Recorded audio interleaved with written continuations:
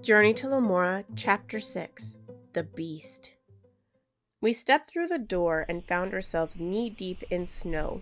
There was a blizzard, which made it impossible to see further than a few feet in front of us. The wind thrashed right through our clothes, chilling us to our core. I turned around, and the glowing magical door had vanished once it was shut. "We need to find shelter and wait this storm out," Nick yelled over the howling of the wind. I merely shook my head in agreement. Amber was the least prepared for this weather of the three of us. She was still wearing her school uniform skirt, though she had enough sense to bring a jacket. Her skin flushed and her lips were starting to turn blue. "Hurry! To that large rock!" I shouted. The three of us held hands, using each other's weight to help us walk through the wind and snow. When we reached the boulder, we hid behind it to block the wind. I pulled out my sleeping bag and helped Amber into it while Nick packed snow walls around us. We were trapped in this little snow cocoon against the boulder, huddled together for warmth. What the heck did I get us into? We left our world behind and now we were going to die.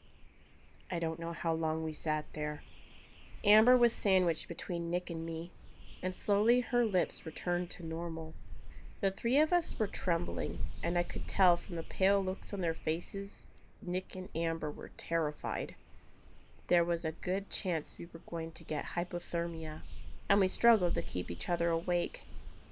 Nick tried his best to be positive, cracking jokes and singing 99 bottles of beer on the wall, but he gave up around bottle 68. Amber was unnaturally quiet for her, so I kept checking to see that she was breathing and alert. I wanted to stay positive for them too, but at that moment I was sure I'd killed us by coming here. After what felt like hours of huddling in the midst of the storm, we were exhausted. We couldn't help but start to nod off, that is, until we heard the growling.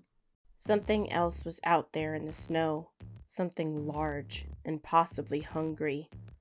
The wind and snow had padded most sounds, but the growling became louder and closer to our makeshift shelter.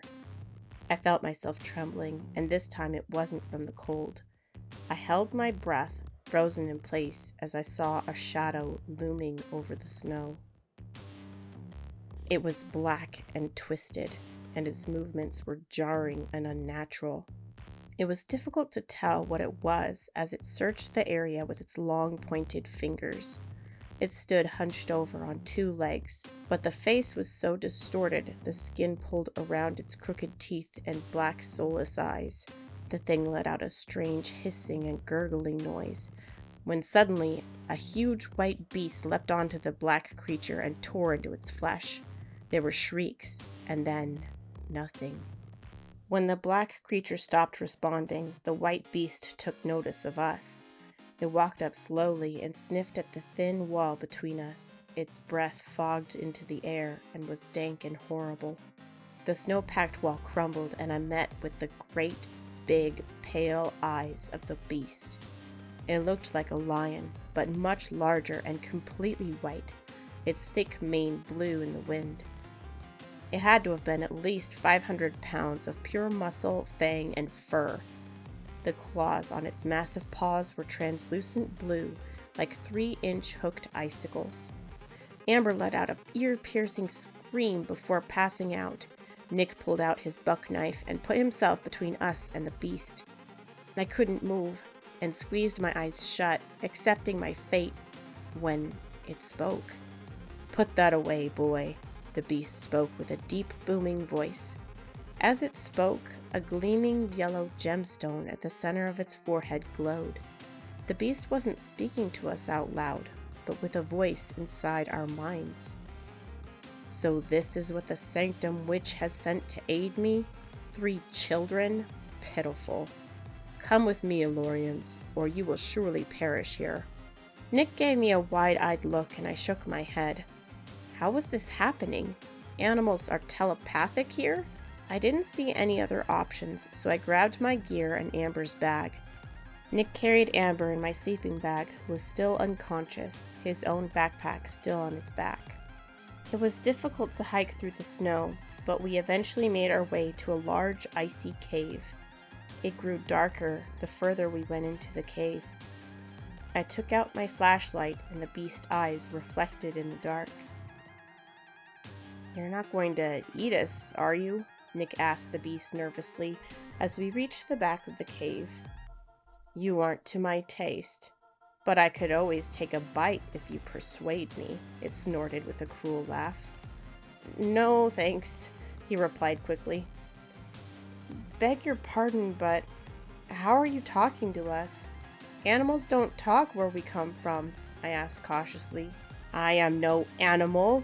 I am Anu, the guardian of Rishmar Mountains, and I have mastered all 7 schools of magic. My spirit magic allows me to communicate in your mind. A simple feat for a guardian such as me. And just who might you be?" Anu growled as he looked each of us over with his pale yellow eyes. I stepped forward. "My name is Catty, and this is Nick and Amber. We came here from far away, another world we call Earth. I'm looking for my mother. She left me this key, and it opened a door to a place with more doors, to the Eternal Sanctum. A woman named Imani sent us here. I don't know how this is happening. There are no magic schools where we come from," I explained, holding out my key as I had with Imani before. Anu had what I guessed was a perplexed look on his lion-like face. "You have that key. I see. Then she is gone," he remorsed. I stared blankly at the beast. "She? Do you mean, did you know my mother?" I demanded, squeezing the key tightly on the chain around my neck. "I have so many questions. Please, I have to know." The giant snow lion stared critically at the 3 of us. His piercing, cold gaze made me shiver. "We need to build a fire," Nick cut in, chattering through his teeth, holding Amber in his arms. I looked around for kindling, but only found ice. "Elios!" the beast boomed, and an electric yellow flame appeared hovering in mid-air in the center of the cave. Nick and I flinched away from it at first, the fear flickering in our eyes. Perhaps the beast really was planning to eat us and wanted to cook us first? How could we trust this giant talking monster? The flame was warm, however, and didn't appear to need fuel. We studied it for a while before deciding it wasn't doing anything else a regular fire wouldn't. I set my things down and sat by the magical fire with Nick and Amber. Nick watched Anu closely but put his knife in his belt. Amber still lay unconscious in the sleeping bag. Though she looked healthy enough, Anu continued as if there was no interruption. "I knew a woman named Catherine. You have the same look of her, except in the eyes. She was the Dreamwalker Keyholder. We trained together, learned all 7 schools of magic, and vanquished many Umbra in our last battle together. If you have her key, then she must have finally succumbed. You must be the new guardian," Anu declared, resting on his haunches. "Is she dead?" I asked. A wave of dread passed through me. Anu hesitated, and my worst fears were confirmed. Tears welled into my eyes. I didn't know what to expect when I came to this strange world. Dad and I spent years searching for her, only to give up. It felt like all my old wounds ripped open. I do not know what became of Catherine. There is little chance of her being alive if her power as guardian passed on to you. She may be dead, or she may have become an amalgamation of Umbra corruption, a fate far worse than death. I wish I had a better answer for you, child," Anu lamented somberly in my mind. I wept into my hands as the pain washed over me. I felt helpless and lost. Anu then approached me slowly, lowered his great head, and touched his forehead to mine.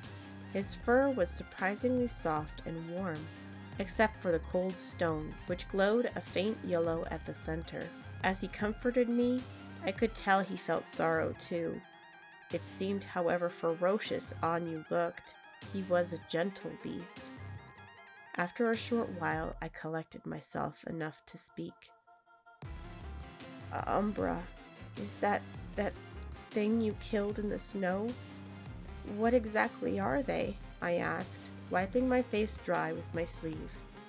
Yes, that was an umbra. They were originally created from a destructive type of shadow magic.